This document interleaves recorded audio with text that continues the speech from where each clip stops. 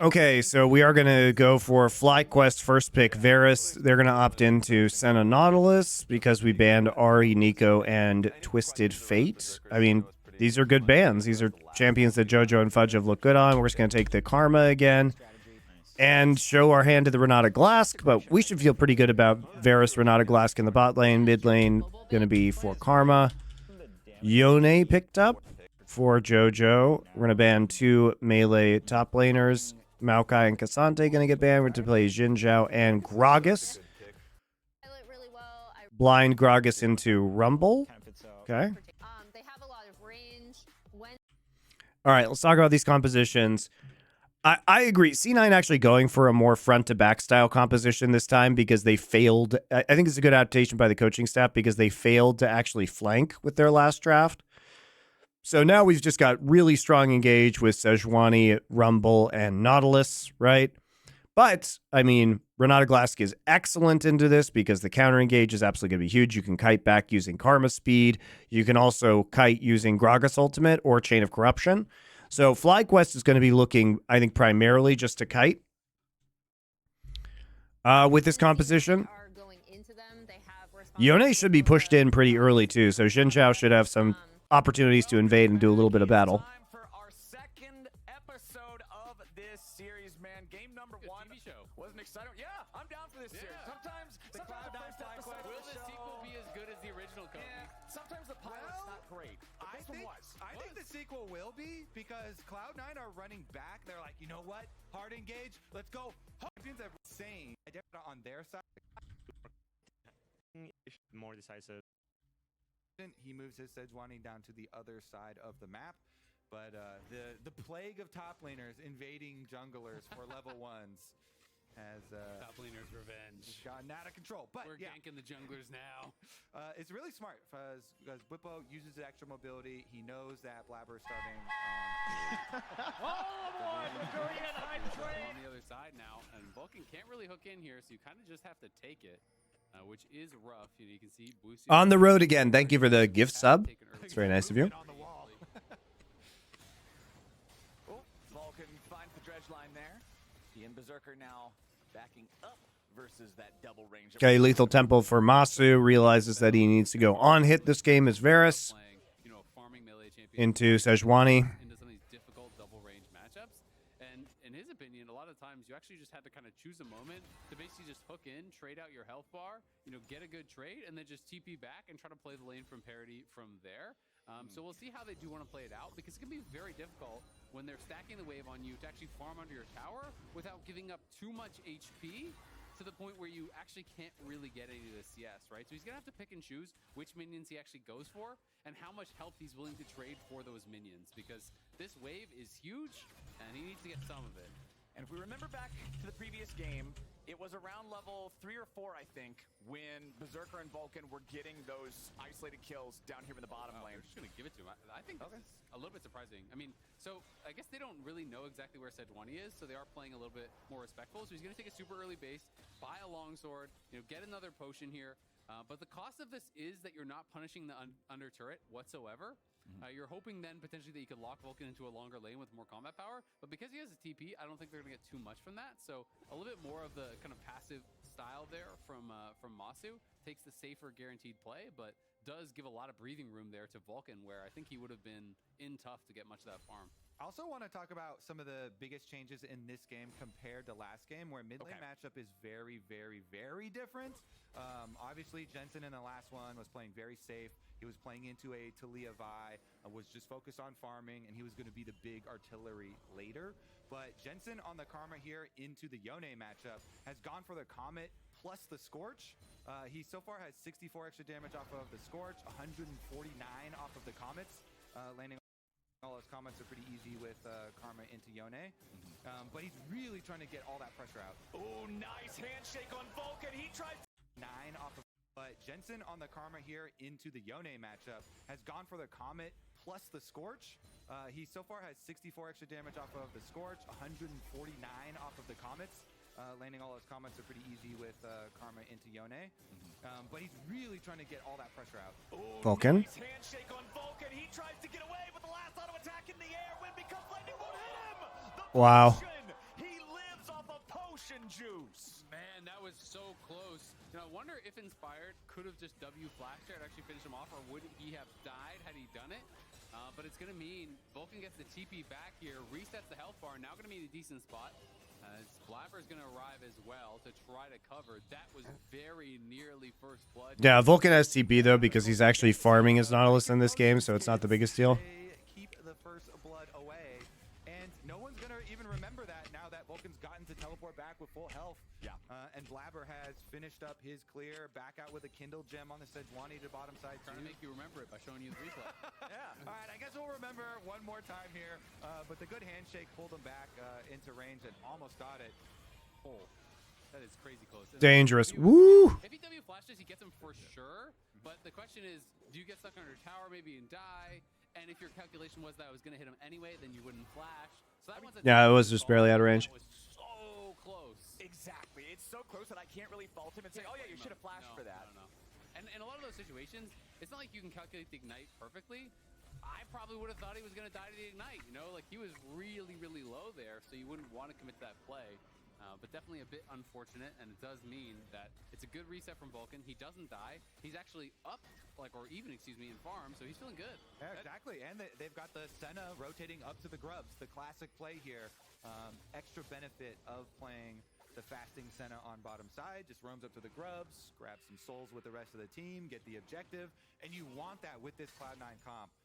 You know, they're looking for Blabber especially here to start some soft off later. And if that would have gone through, if there would have been that last little tick of damage to kill him off, it would have been around the same time as game number 1 where we saw the bottom lane kills happening. Now Vulcan's in some trouble yet again as he finds himself alone against the power of Varus and Renata, but he's tanky enough to get back away to the safety of the turret, but he's got to go home yet again. I like that though, you know, he's walking towards the upper wall, and so they're trying to block there, and then he opens up himself a hook angle to the side. All right, little punish there onto the center roam onto grubs. Now Fly can actually just take an early Drake yet again. That's why I thought he was dead for sure, because I thought they were going to be able to stand on the other side of him and not allow him to get Fly actually getting a lot of early Drakes in these games. Is going to be able to make it happen. And to be fair, it's hard because you have to be auto-attacking and getting damage, and you can't be walking alongside him. Yeah. So not quite able to finish him off. Critical that Vulcan does stay alive, but it still will mean Brock Cryo, and that first dragon goes FlyQuest's way. That ended up being their big win condition in the last game, and could potentially be the same in this one. Yep. All 3 of the early grubs for C9. The early Drake for FlyQuest. Things pretty reminiscent of how they might have looked back in that previous game. Back over in mid. The farm is even. We're talking about Jensen taking the Comet, taking the Scorch, looking to just be an absolute menace in the lane, but it hasn't slowed down JoJo's farming. Yeah, it's a little unfortunate JoJo's actually been able to farm so well Answer to these types of things. So in this matchup. 125 healing from that. The Scorch has done 200 damage. Second wing D-Shield really strong in these matchups. It's like basically Is there a reason Fly didn't set up for level 3 tower dive? They had the pressure for it. I would not tower dive a Senna Nautilus. They can push these waves out very quickly. Yeah, and a lot of the priority With Varus Renata, sounds very difficult. was in the early levels. Now that you've got level 6 on the Yone, Especially if Blabber is there, like, you just can't actually kill all those champions under the turret. trades here, which are very dangerous, especially now Sejuani also has ultimate, like that Diving Nautilus is challenging, guys. And especially when you have like a Renata as your support, you just don't have the HP for the dive, I don't think. Just about to proc, then snaps back, getting maximum damage out with his E. Plus, I think, you know, Obviously the monster Q there. you can also just transition into Drakes instead of dives, which is fine. No grubs for another 90 seconds, but Blabber is heading into the enemy jungle on this top side of the map. He'll find Inspired here in just a moment, and he actually arrives in time to steal. Heading into the enemy jungle on this top side of the map. He'll find Inspired here in just a moment. What a bastard, he actually got it. It's impressive that he stole that. Away the blue. Nicely done there. Just a bit of an early smite, you know, because there wasn't any vision on it, so he just blind stole it, I believe. Very nice here from Blabber. Levels up his jungle pet as well. And you always get the extra ego on enemy jungler. Levels up his ego. Nice, Very important. living inside their head. Honestly, it's just like a Kindle Gem rush here anyways into Knight's Vow, so... How much damage this might do at level 6? 600. It doesn't, Gerbils, it doesn't scale based on levels anymore. It's just 600, 900, 1200, depending on your item. Inside that range, so it does make it a little bit more difficult.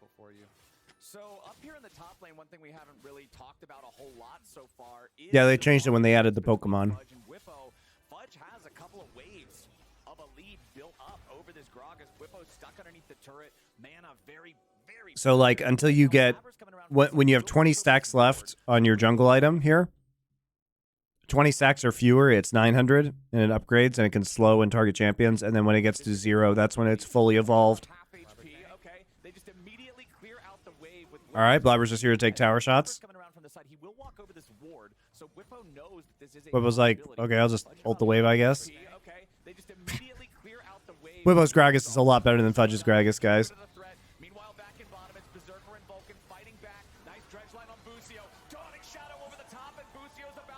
Inspired's here, though. Nice job. There you go. There you get the value out of the flash.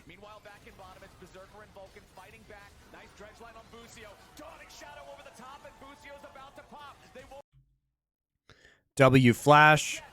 That time it's justified using it. He actually ults in order to knock Vulcan back. Doesn't get the knock up, though. So Vulcan just walks back underneath the turret. They gave up 6 scrubs again, though. Nice job here from Inspired, taking advantage. He knows Blabber is going up to the top to go grab these grubs, so they do at least make them pay for it with a kill on the bottom side and a first blood kill at that. Also, look at his path. Minimap right now, you saw him use the blast cone over the back of the dragon wall. So Inspired avoids all of this vision on bottom side. The river was lit up, the tri-brush was lit up with wards, and just because of that blast cone, that's the only way that Xin can get in there behind them. And this time around, he flashes the W to make sure it connects. Yeah, very good by Inspired. You can also see, I think that was pretty well played by Busio, and he goes for the flash Q, doesn't actually connect, but he's tanking so much of the damage, and the Senna's hitting him. He throws the bailout on Masu for the attack speed, for the move speed forward, and Masu's just hitting Senna. So Senna can't actually stay in to finish him off, even if Zindao doesn't show up. So, you know, using his HP as a resource there, tanking up as much damage as possible, gives Masu the space to get what he needs done. Man, I actually feel for the Cloud9 bottom lane there, because Inspired is the best Western jungler of all time. I don't know. Diamond Procs exists. Good, right? No way. Immobile Xin Zhao is getting Yankos exists. And now they're going to word out where the blast gun was.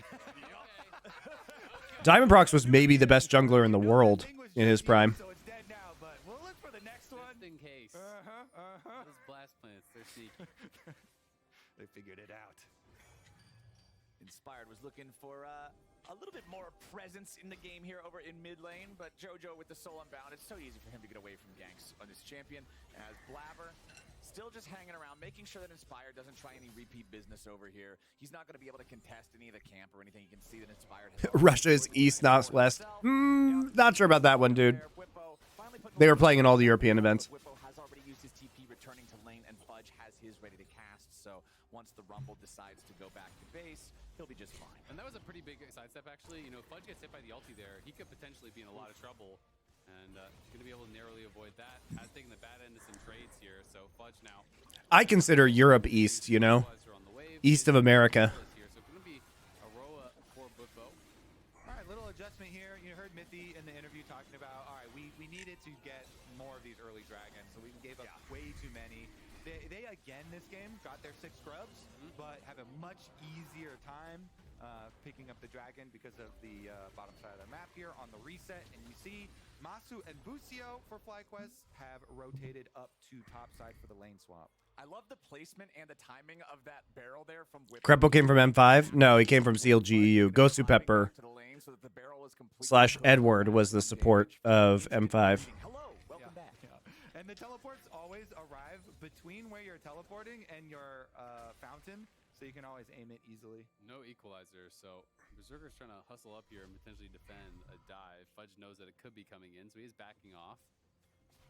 All right, Masu will be the only one auto-attacking the turret for now. Would like to grab this third plate if he can. Berserker has arrived and made his way up. Masu needs a little bit more damage. Not quite going to get that plate. I will say I'm a little bit surprised. Where is Crepo nowadays? He's the GM of SK. He's going Knight's Vow, so Cloud9 are going to go double Knight's Vow. It's likely going to be on both Jojo and Berserker. Could be on Fudge as well.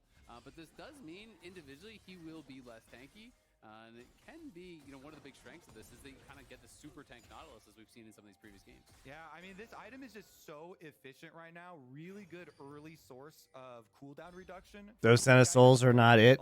Yeah, he should be at 40 at 10, basically. He's a little behind. But Knight's Vow also got the change this season compared to last season, where it is no longer the pre-mitigation damage, and you do get the you do take less from your connection.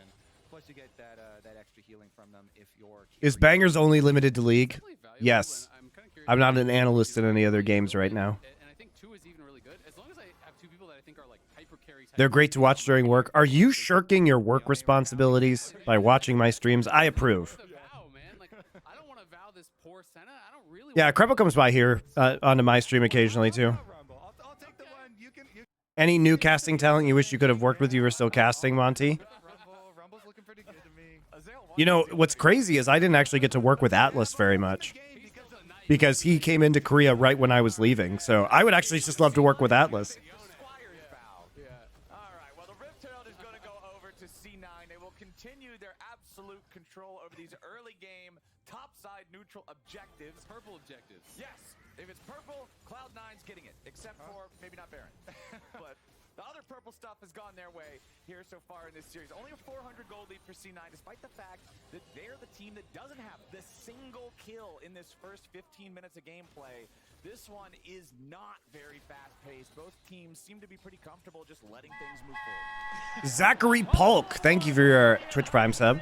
I appreciate you. Previous FlyQuest series, and definitely in the series we watched yesterday, where it had been so scrappy, FlyQuest has come into this one, and they seem to be much more the team that wants to. Spot meta is just so bad for C9. I mean, okay, but they also shouldn't be sucking. Like, they shouldn't be this bad. It's fucking NA, dude. Why can't Berserker and Vulcan easily be the best bot lane in NA? All the NA bot lanes are garbage. And this is one of the big benefits that a lot of people. Yone farm is amazing. It is. I don't know. I mean, it's not very impressive by Jensen for not being able to deal with this Yone better in the laning phase. Did you ever get to work with Artosis Tasteless or Day 9 during your StarCraft times? I did get to work with Day 9 because we cast an event together. The first like WCS Korea event. Day 9 and Apollo came out to cast with me and Doa. But I know Tasteless and Artosis quite well, but I've never actually worked with them. There's no such play being formulated by FlyQuest right now. It'll be up to Masu to deal with the wave about to collide with the mid lane turret. But now that the Herald's a part of this party, I don't really see a way where this thing survives. That will be the first turret of the game, again, going the way of Cloud9. How much damage are they going to do? I'm taking a look. Okay. Yeah, figure it out. Is it more than 21? It's still ticking. They got a lot more hits. Almost 200. They got a lot more hits this time. Wow, even the look. Okay. This party, I don't really see a way where this thing survives. That will be the first turret of the game, again, going the way of Cloud9. How much damage are they going to do? I'm taking a look. Okay. Yeah, figure it out. Is it more than 21? It's still ticking. They got a lot more hits. Almost 200. They got a lot more hits this time. Wow, even the Void Mites have improved for Cloud9 in game number 2 of the series. The sequel. These lethality Senna builds are a trap. Well, they're fasting Senna builds, so they're not. They're fine. In the crowd kind of cheer for Void Mites, but then it sounded like they were embarrassed because nobody else was. The one Void Mite enjoyer. Looking around like, nobody else likes Void Mites? Just me? My bad. I apologize. I think they're pretty cool. I actually think they're cute. They're goofy. I like them because they're goofy. They look like little jumping potatoes. Yeah, that's goofy, man. I like that. Now, 3-man standoff here in mid. Inspired jumps in, but then right back out. Not really a whole lot worried about it. Handshake on Vulcan. Now they're worried about this. Dredge line to get himself away. Blabber's here on the front line. Sejuani ain't worried about getting bursted here just yet. Low HP on Vulcan and Blabber both as FlyQuest punch him. I mean, that is the difference between an on-hit Varus and a fasting Senna in what they're going to do to that front line, right? So Inspired goes in. He's not afraid at all. Vulcan has to flash out. Blabber's getting pumped as well. Masu was just ripping through those tanks. On-hit Varus, if you have the safety, if you can stand in fire, is one of the best AD carries in the game at shredding these tanks. You can absolutely obliterate them, and he has the karma. He has this Renata who has a locket completed now as well. Yeah, if Cloud9 want to do a play, they need JoJo with his Kraken Slayer here. It's really disappointing that they actually haven't, like Cloud9 haven't actually been able to make a play yet. Be the big layering of ultimates wherever Rumble is, and currently Fudge split pushing on back on the bottom side. He'll still teleport. Because they have so much engaged, you think they'd be a little bit more eager to fight around these mid-game objectives. I like the fact that you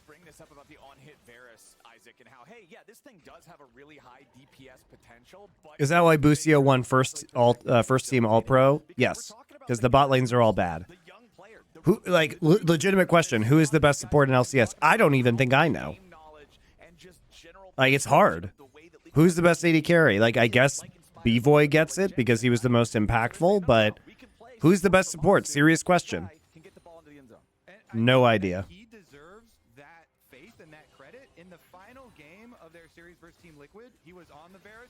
This was the Poke Varus, but he was 11-1-12 in the final game of that best of 5.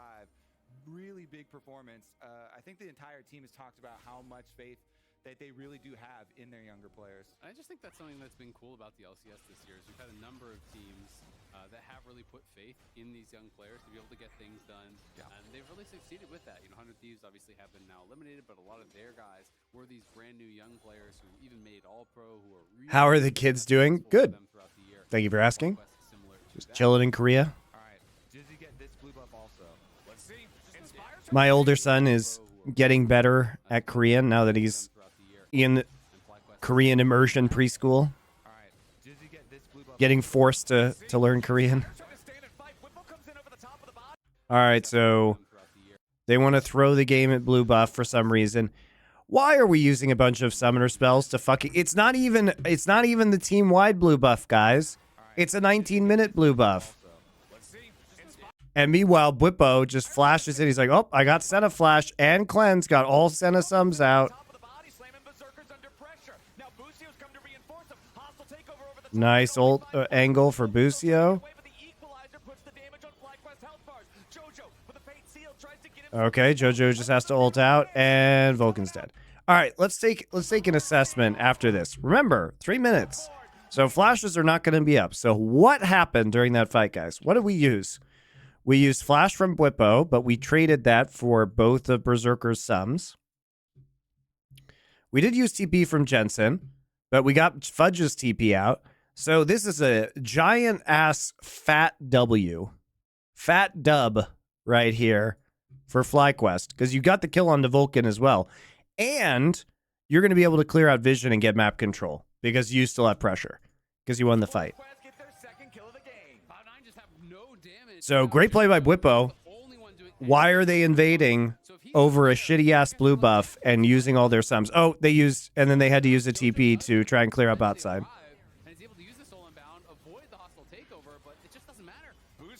Well, I guess Busio kind of dies stupidly, maybe. No, Masu just does a gazillion damage because he's lethal tempo on hit Varus. Blabber have to use Flash here. Oh, JK Berserker dies. Okay, and he dies. Masu gets the kills. Yep. Okie dokie. Well, no clue what Cloud9 is doing.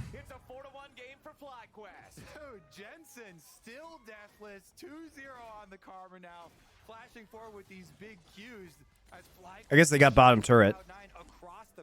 The Jojo split push is going well. To go push the wave, and so Jojo was split pushing during that, and then the rest of Cloud9 decides to go for a pick themselves. Look at the mini-map right now. Jojo just teleported down there, so he does not have the ticket back to this fight in mid, and Cloud9 are trying to get the early jump on Busio. It is very weird that Cloud9 went for this fight after knowing that Jojo TP'd bot. Because FlyQuest had them completely outnumbered as they chase through. Inspired goes down river, but Jensen, he's like, I'll tank the turret, goes in with the big Q, able to get it.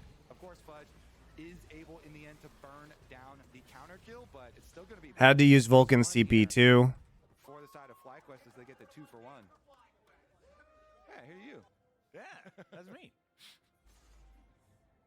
Bwipo on that Gragas, trying to always look for these angles, always look for these engages. Last time around, we saw the build with the double scaling items, the Seraphs plus the Rod of Ages when it was played by Fudge. This time around, going for the Frozen Heart second instead, playing more of that frontline role. Yeah, you're not going to have the infinity scaling power and the mana spamming. Pull in chat to Void Might. They also think Void Might. There we go. Spam your IIS for the Void Might Supreme. As I guess at least they C9 still has mid tower up, but they have no map control. But it's just starting to feel a little bit reminiscent of last game, where they're controlling the fights, where you're having trouble seeing exactly how FlyQuest is going to lose these fights. I mean, it has to be about JoJo, but Whippo's the real hero of this game, guys. game where they're controlling the fights, where they're having trouble seeing exactly how FlyQuest is going to lose these fights. I mean, it has to be about JoJo, but there's so many ways to shut him down. We already got the fight starting off. JoJo's locked down. He's nearly killed here with a very Okay, so let's talk about what JoJo's doing. Having trouble seeing exactly how FlyQuest So JoJo does have ult up, but he just goes in onto Inspired. But Inspired has ult, so you are not going to kill him, right? And then he just gets chain crowd controlled. He actually gets knocked back and then rooted by Jensen. So he gets knocked back by Jinul, rooted by Jensen, and then just killed before he can ult by Masu. It's a nice knockback by Inspired.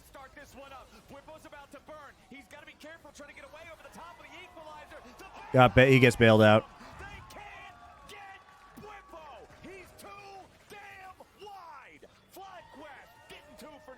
The bailout plays always feel so good. He got hooked back in. They used the start this. but there's so many ways to shut him down. We already got the fight starting off. JoJo's locked. Where they're controlling the fights, where they're having trouble seeing exactly how FlyQuest. So Fudge is building up heat here. Whippo comes in, ease him, uses Q, and Fudge just ease and then walks around in a circle. He's not actually, Fudge is not actually applying any pressure here. And like, I don't know, like if this is a miscommunication, because if we're going to see this guy go in, Fudge needs to be on the flank, like equalizer here, right? He literally just does nothing.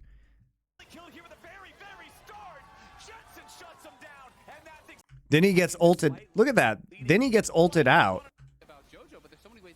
I mean, Whippo just makes Fudge his bitch right here. Whippo's like, oh, goodbye, Fudge. You can't use equalizer. He finally is able to get it down, but it doesn't actually kill Whippo because of bailout.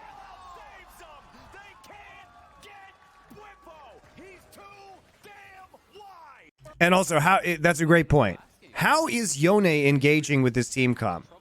Why is equalizer / fucking Sedge ult not the engage? What is Blabber waiting for here? Wait, where is his ult? He literally Q's away. He hasn't ulted yet, guys. Where's Glacial Prison?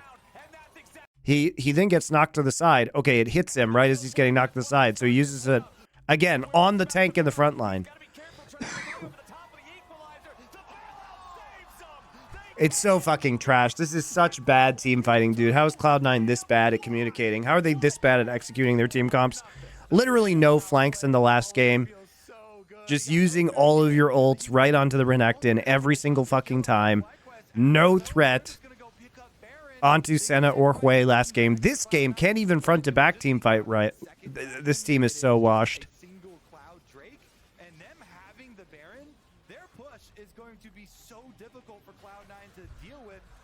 Horny for Blippo? Dude. How could you not be horny for Blippo?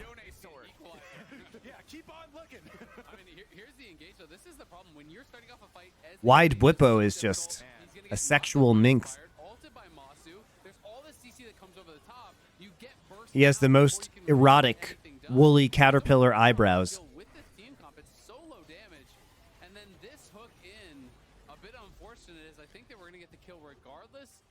Didn't realize it though, so he hooks in and unfortunately gives him the bailout, knows his mistake immediately. Yep, you can see the frustration compared with the absolute excitement on the other side. I specifically love, never mind, we might get a chase down here.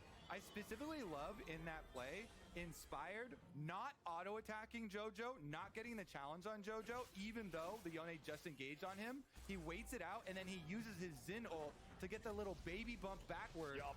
And Yone, one of the most annoying champions to catch. He barely got out of that. They're able to kill him off so early because of that. Must be the easiest games of Masu and Jensen's live, zero engage on them. I know, right? This is the on-hit Varus dream. He literally just stands there and doesn't even have to orb walk. He just like right-click of dooms them. It's a mistake that a lot of nice ulti from Blabber, but there's no follow-up again. If JoJo's not ready to immediately snap in and follow it up, you're not going to kill anybody. But even if he is, I just don't see how you win the fights. It's Renata Karma. You hit the ulti even on Masu. You have JoJo go over the top. He gets bailed out. Hostile takeover comes. There's a... Do you guys think NA will ever win Worlds? Relevant question. Jensen is the one burying him yet again. 4-0-2 here on the Karma. A beautiful catch on JoJo, and they aren't done yet. FlyQuest have found Berserker right next to him, and there still is the one burying him yet again. 4-0-2 here Dude, inspired. on the Karma. A beautiful catch. Balls of steel. He just flashes in. Look at this. He sees Berserker. Look at how good FlyQuest is at target selection compared to Cloud9 in this series. Inspired's like, what's this motherfucker doing? He must be punished. W flash, straight in, ult, sticks to him, dead. What a slaughter.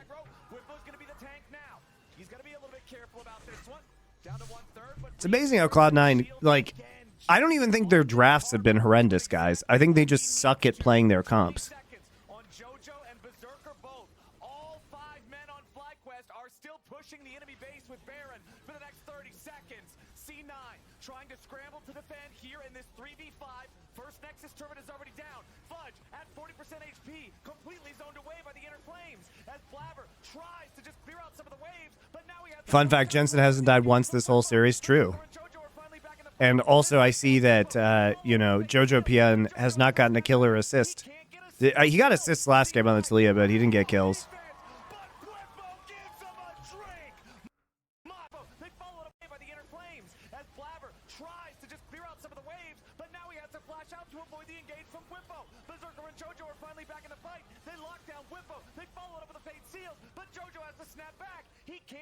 His farm was good, though. Did well in lane. I wouldn't blame this on JoJo, guys. Like, his team isn't doing anything. His top and jungle are not actually engaging in either of these games properly. What the fuck is he supposed to do?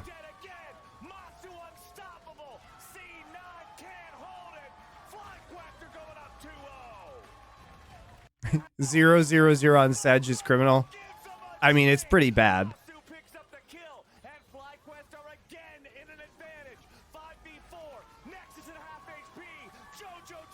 I don't know what you're talking about, though. He got a kill right there.